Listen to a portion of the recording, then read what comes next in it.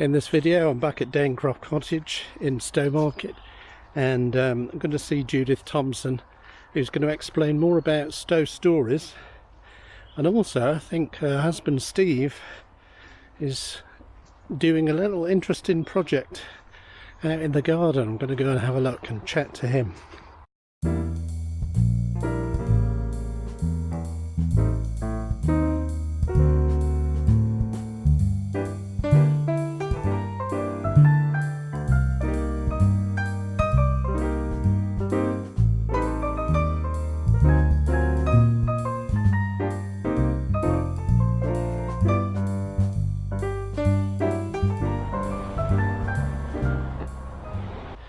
If this is your first time on this channel, don't forget to click the subscribe button and tap the bell notification so that you'll get notifications of future videos.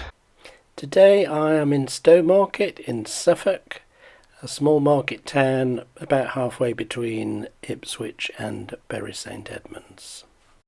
Danecroft Cottage stands on an ancient footpath and has been on this site for more than 140 years, as can be seen here on this 1880 map of Stowe Market. So we're just back at Danecroft Cottage, and this is the second instalment.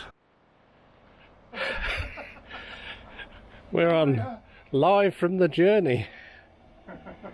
Is this usually hidden away somewhere then? I've not seen this before. Oh no, it's always been here. What, just here? Yeah. Oh. Well, yes, it's... I've obviously not been paying attention. It spent most of the summer over yonder. Oh, right, okay. And so I moved it here, a couple of months ago. Right. So... You're aware there's smoke coming out the top, eh? Yes. So what's the story here? I brought just this flatbed tray, that's all it was, just this bit. Oh, right, On okay. top. Seemed a good idea at the time. And Judith always wanted a shepherd's hut. Right. So in between bits and bobs, I'm slowly building it shepherd's hut. And the idea is, what she wants to have the Christmas meal. Oh, right. In here. In there? Wow. This year? Or? Yes. Oh, right, okay. So as you can see, there's quite a bit of work to be done.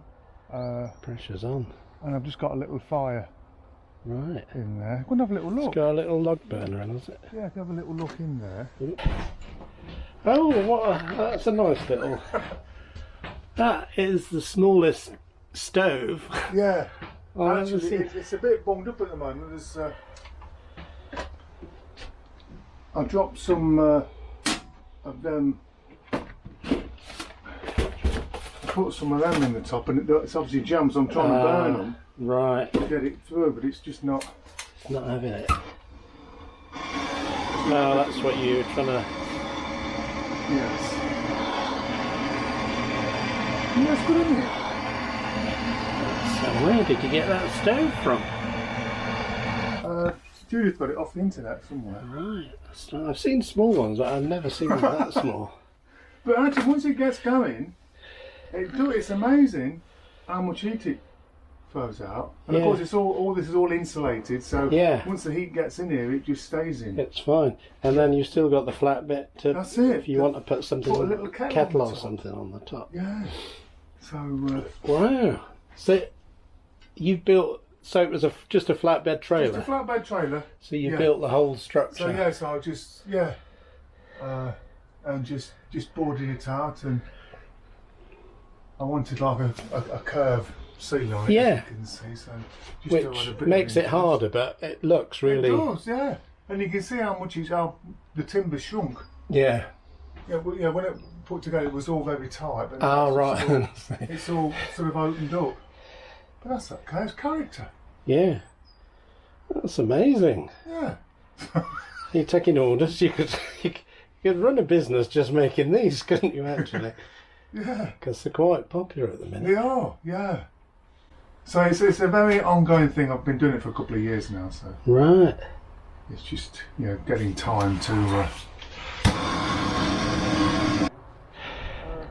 Because, I mean, they're very popular, these things, at the moment, aren't they? Shepherd's huts. So, And I've used reclaimed windows and that. Right. Got leaded window there and leaded window around the back. Yeah, so where did you get the leaded window? Well, I don't know whether you know, at the top of Beaumont Way, Hopgoods. Oh yeah. They've been restoring it, haven't they? They have, yeah. Well, they ripped all the leaded windows out. Ah, right. And I just happened to be cycling by. And you thought, hang on a minute. Seen a leaded window near a skip. I thought, hello. Knocked on the door. Yeah. So I got 22 leaded windows. Wow. It was going to be. Because doesn't that look? Yeah. Looks the biz and the windows open. And however clever you would be in building a window, it wouldn't match an old one that's. No. So that's yeah. Yeah. Wow. Yeah. So I just hitched this up to the tractor and just. Of course, yeah, you can. Journey. Yeah, Journey. Journey. Of course. I was going to ask you what the name was related to. Of course. Yes, you can really tow it to anywhere on your property, really. Yeah, that's the idea. Yeah, and just it's got all electrics inside that have not wired up yet, but that's ongoing, like those things. And it lights up at night. I've got electric going to it, so I've got. I won't put them on. Got a little downlight. Oh right, yeah. Oh, this is amazing. I want one.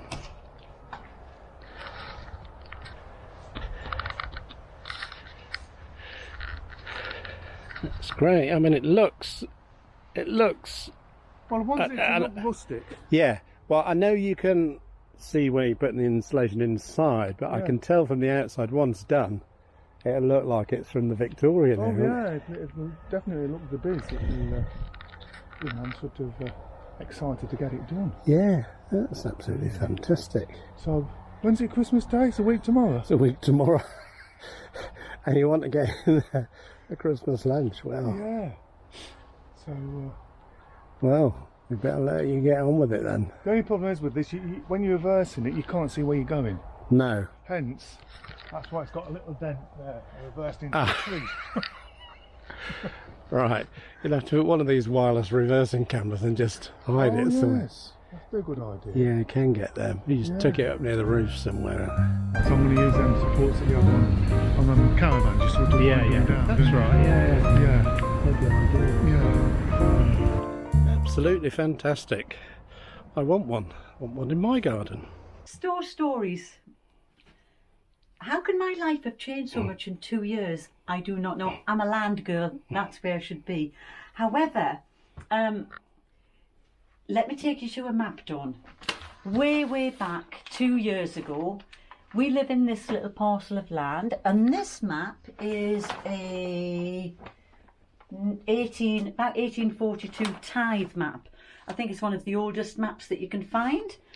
Okay. But 2 years ago, this field was the people who owned it put it in for a development proposal, and our land goes right up to the boundary of this field, and because we've lived here for this long time and we've worked on the land and we know the wildlife, it really felt very uncomfortable that was put in for a housing development. So long story, they haven't yet got planning permission, and a big group of neighbours do object to that development, but Steve and I can only object for so long.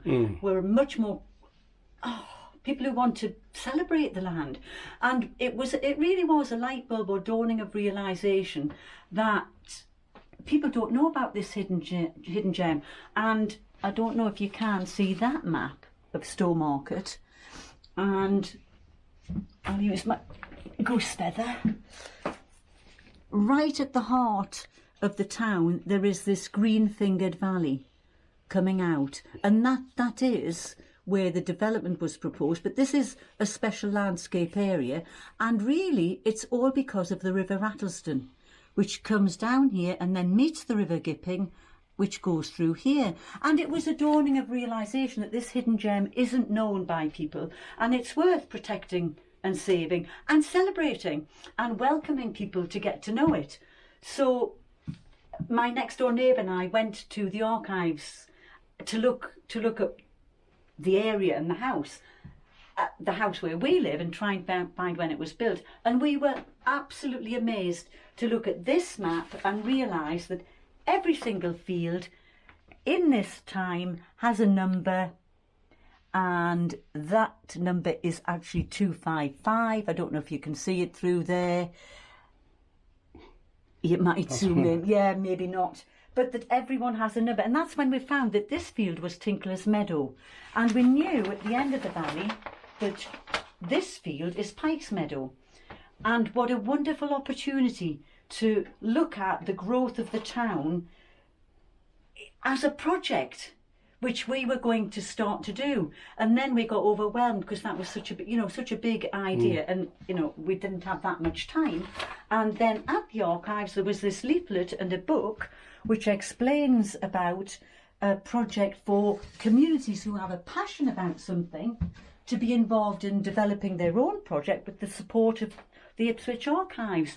And I applied to them with an idea, which was October 2018. So through all of this time, we've been looking at trying to evolve the story and find a name for it, and we decided that really, because it is a tale, on here it says Stow Stories, the town and its rivers from Tinklers to Pikes and the Pickerel. We really thought it's the two rivers that shaped the town. Lots of history about the town, not as much about the impact of the trade, all the raw materials, the richness of this land and the river valley, to contributing to the town. So I'm absolutely thrilled we're now at the research stage. And other people have got interested and other people have got involved. I am absolutely a novice researcher, but the idea that someone in Stowe Market can go to the archives, look at this map and find where their house now is. I've got a friend who's going to be on the research team, and she lives on Finborough Road, not far from the brickworks, which is, that's not the windmill. Where's the brickworks? It is round here where the big pond is stuck up behind Asda, and the tennis courts. Yeah. And actually, speaking of the tennis courts, there's the tennis courts which are now behind Asda, but right down low by a big pond. There's the bowling green, the bowling club, and way up this end of town, it'll be off this map, but there's Stowe Market Football Club. And the rugby club is just up near where the workhouse used to be. Yeah. So the sporting traditions are absolutely amazing. And so we would like people to be interested in following their own path in terms of research, but we can only highly recommend the archives. They're moving from a small primary school on one side of Ipswich to a brand new purpose-built building called The Hold on the Ipswich waterfront, and it's hugely exciting. And even small groups like ours will get a chance to exhibit and to find creative ways of interpreting what we find. So there's a whole host of people involved, and that's what Stow Stories is. Thanks for watching today. If you enjoyed the video, don't forget to give us a thumbs up on YouTube, click the like button, and I'll see you in the next video.